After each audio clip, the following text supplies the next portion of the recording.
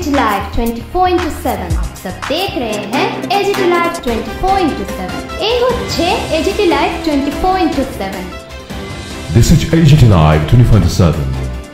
You all are watching AGT Live 24/7. সমাজসেবী চেয়ারম্যানগণ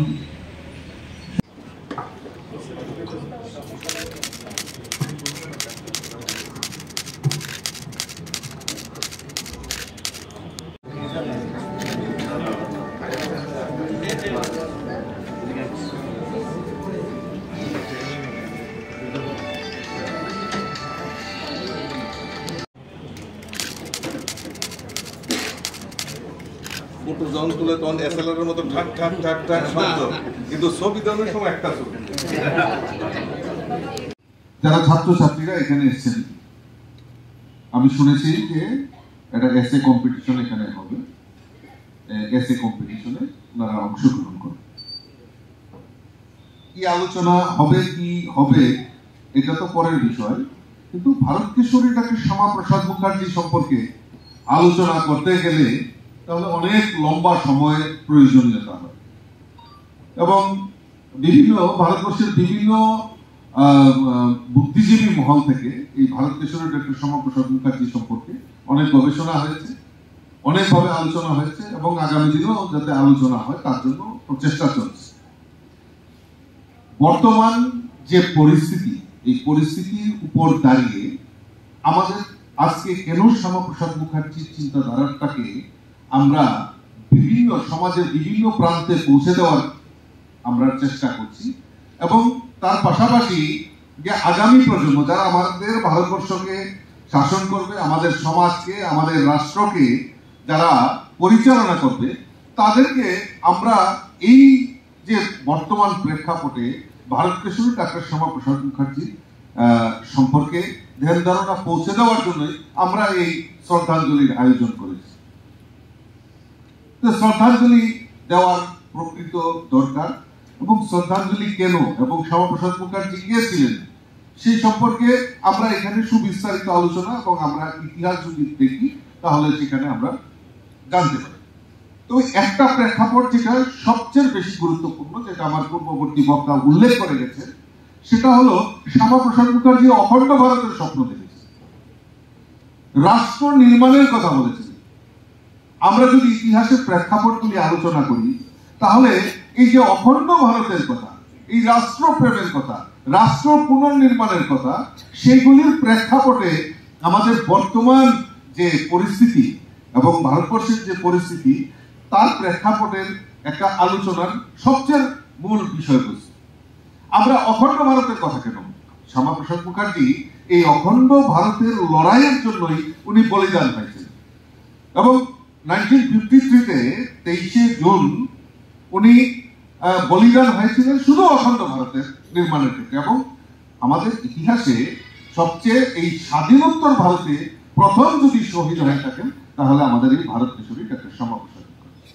অখণ্ড ভারত আমাদের কাছে কেন অখণ্ড ভারতের প্রয়োজনীয়তা? কারণ অখণ্ড ভারত আমরা জানি যে ভারতবর্ষ স্বাধীনতার পর আমাদের এই ভারতবর্ষকে ভাগ করা হয়েছে। কেন ভাগ করা হয়েছিল? আমাদের প্রশ্ন যে আমরা এই ভারতবর্ষকে ভাগ করেছি স্বাধীনতা, কেন ভাগ করেছি, কার ভিত্তিতে ভাগ করেছি, কার উদ্দেশ্যে ভাগ করেছি, আগামী প্রজন্ম সেটা ভালো করে জানা দরকার। কারণ আমরা ভাগ করেছি ভারতবর্ষকে জাতির ভিত্তিতে, দ্বিজাতিত্ব ভিত্তিতে আমরা এই ভারতবর্ষকে ভাগ করেছি। কেউ কেউ হয়তো বলবে যে না, এটার মূল উদ্দেশ্য ইংরেজরা ভাগ করেছে, ইংরেজরা অমুক করেছে তমুক করেছে, সেই প্রসঙ্গ অনেক প্রসঙ্গ হতে পারে, কিন্তু মূল যে জিনিসটা সেটা হলো আমরা জাতির ভিত্তিতে এই ভারতবর্ষকে ভাগ করেছি। ভাগ করার পরেও আমাদের শান্ত নেই, কারণ জাতির ভিত্তিতে আমরা যখন হিন্দুস্তান পাকিস্তানকে ভাগ করেছি আমাদের মধ্যে কি সামনে রাখা হয়েছে যে না, ভারতবর্ষের যত মুসলিমরা আছে সবাই পাকিস্তানে চলে যাবে আর পাকিস্তানের হিন্দুরা সব ভারতবর্ষে চলে যাবে। কেন? কার স্বার্থে? এই আজকের দিনের মূল প্রেক্ষাপটে এটাই আলোচনা হওয়া উচিত যে আমাদের ভারতবর্ষকে জাতির ভিত্তিতে যদি ভাগ করা হয়ে থাকে তাহলে কেন, কার স্বার্থে ভাগ করা হয়েছে সেই প্রসঙ্গে আমি খুব একটা বেশি যাচ্ছি না, কারণ অনেক ইতিহাস যেতে হবে। তো এই দ্বিজাতিত্ব ভিত্তিতে আমাদের দেশকে ভাগ করা হয়েছে। ভাগ করার পরেও কিন্তু যারা ভাগের জন্য দায়ী তারা কিন্তু ক্ষান্ত বসেননি। তারাও এই জাতিতে জাতিতে আবার বিভেদ তৈরি করার জন্য, ভারতবর্ষকে আরো টুকরা টুকরা আরো আলাদা আলাদা করার জন্য সেই সময় প্রয়াস করা হয়েছে। ভারত বিভাজনে ডাক্তার শ্যামাপ্রসাদ মুখার্জির উদ্দেশ্য সেটাই, যে না, এই অখণ্ড ভারত আমাদেরকে রক্ষা করতে। এবং 1951-এ উনি মনে করলেন যে না, উনার কাছে আধিপত্য ছিল, এরকম একজন বিত্তশালী পরিবারে উনি জন্মগ্রহণ করেছেন, উনার কাছে মেধা ছিল, উনার কাছে পাওয়ার ছিল, সমস্ত কিছু থাকা সত্ত্বেও উনি বললেন যে না, এই রাষ্ট্র নির্মাণ করতে হবে, অখণ্ড ভারত নির্মাণ করতে হবে, তার জন্য আমাকে বলিদান হতে হবে।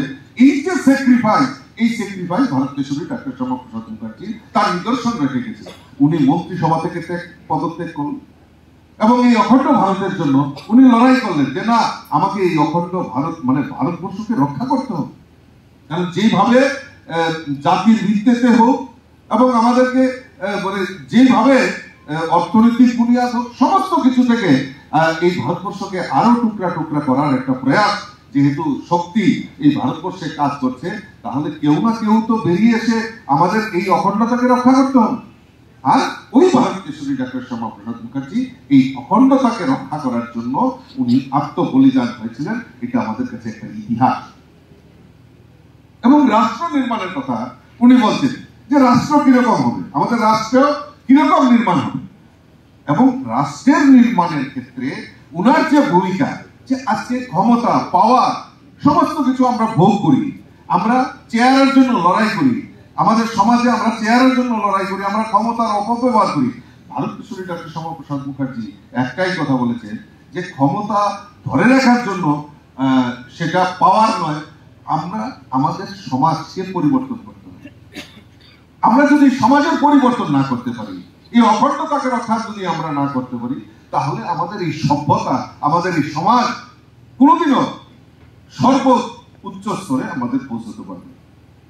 এবং এই অতুল প্রসাদের জানতে হবে, তাদের সুখ দুঃখের সাথী হওয়ার জন্য উনি চেষ্টা করেছেন। কিন্তু আমরা তৎকালীন সময় যারা রাষ্ট্রপ্রধানরা ছিলেন তারা কিন্তু আসেন। আমরা এটাও দেখেছি, যখন নেহেরু লিকায়েতের যে একটা অ্যাকর্ড হলো, তার বিরুদ্ধে প্রতিবাদ করে উনি মুহূর্তেও দেরি করেননি। উনি ওনার মন্ত্রিসভাতে ছিলেন, সেখানে উনি ইমিডিয়েটলি উনি রেজিগনেশন দিয়ে উনি ওখান থেকে বেরিয়ে এসেছেন। তারপরে 1951 সনে নতুন করে জনসংঘে প্রতিষ্ঠিত করেন। এবং সেই জনসংঘে যে প্রতিষ্ঠিত করার পরে 1980 সনে আমাদের যিনি পূর্বতন যিনি প্রধানমন্ত্রী ছিলেন অটল বিহারী বাজপেয়ীজি, ওনার সময়ে আজকে ভারতীয় জনতা পার্টির যে স্থাপন সেখানে হয়। এবং আজকে ভারতীয় জনতা পার্টির নেতৃত্বাধীন সরকার ছাড়া ভারতবর্ষের মধ্যে যে 28টা রাজ্য আছে, এর মধ্যে 20টার উপরে আজকে আমাদের ভারতীয় জনতা পার্টির সরকারের সেখানে চলছে। এবং যেভাবে আজকে দেশ সামনের দিকে এগিয়ে যাচ্ছে, যেভাবে এখানে সিন্দুর অপারেশন সিন্দুরের ঘটনা এখানে বলেছেন, এবং প্রতিটা কথায় যখনই কথা হয় ওনাকে ছাড়া কোনো কথা হবে না। উনি কি বলেছেন যে প্রথমে প্রতিবাদ করুন, বারবার ভারত কখনো কাউকে আক্রমণ করে না, কোনো যে ধর্মের প্রতি কোনো অবিশ্বাস নেই, কিন্তু এইভাবে যখন বারবার করছে প্রথমে প্রতিবাদ করো, প্রতিরোধ করো, নতুবা প্রতিশোধ নাও, অপারেশন সিন্দুর সেই কাজটা দেখিয়েছেন।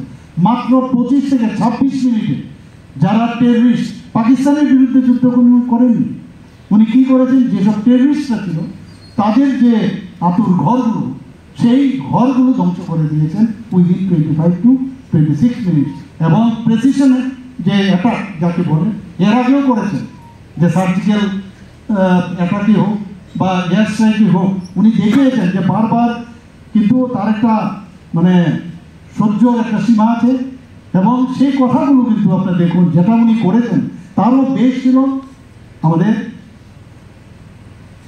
ভারত কেশরী ডক্টর শ্যামাপ্রসাদ মুখার্জি। ওনার কথার উপর ভিত্তি করে কিন্তু এখনো সব কাজ করছে। সমস্ত জায়গায় আজকে আমরা দেখছি প্রতিটা ক্ষেত্রে এই ধরনের একটা বিশিষ্ট শিক্ষাবিদ ছিলেন। স্যার আশুতোষ মুখোপাধ্যায়ের উনি সন্তান ছিলেন, সুপুত্র ছিলেন, যেরকম ফ্যামিলি থেকে এসেছেন এইভাবেই। মানে আজকে আমরা ওনার সম্পর্কে যেই জায়গায় দেখি, ক্যালকাটা ইউনিভার্সিটিতে মাত্র 33 বছর বয়সে উনি ক্যালকাটা ইউনিভার্সিটির একজন ভাইস চ্যান্সেলর হন। ইতিহাসে এরকম দেখা যায়নি। এবং সেখানে উনি যখন আমি আজকেও একটা জায়গায় আমি যখন এই বিষয়ে কথা বলছিলাম যে ডক্টর শ্যামাপ্রসাদ মুখার্জি সেখানে রবীন্দ্রনাথ ঠাকুরকে উনি ইনভাইট করেছিলেন ওখানে মানে সমাবর্তন অনুষ্ঠান, এবং সেখানে বাংলাতে তৎকালীন সময় ইংরেজদের সময় সেখানে বাংলার কোনো বিষয় ছিল না, সেখানে ওনাকে রবীন্দ্রনাথ ঠাকুরকে আনার পর উনি বাংলাতে কিন্তু ওখানে বক্তব্য রেখেছিলেন। এবং ওনার সময়ে ইউনিভার্সিটিতে দেখা গেল যে যে বার্নিকুলার ইন্ডিয়ান যে বার্নিকুলার সেইগুলো যাতে আরও বেশি করে স্থাপন করা যায় তার জন্য সেখানে কোর্স স্থাপন করেন, এবং সেই বিষয়ে সর্বোচ্চ যে ডিগ্রি সেটা যে প্রাপ্য হয় সেই কাজগুলো উনি করেছেন। উনি যখন মানে যে বিষয়ে আমি বলছিলাম, যখন যে জায়গায় থাকেন, উনি যখন শিল্পমন্ত্রী হন নেহরুর মন্ত্রিসভায়, তখন আমরা দেখেছি যে প্রথম উনি শিল্প উন্নয়ন নিগম উনি তৈরি করেন।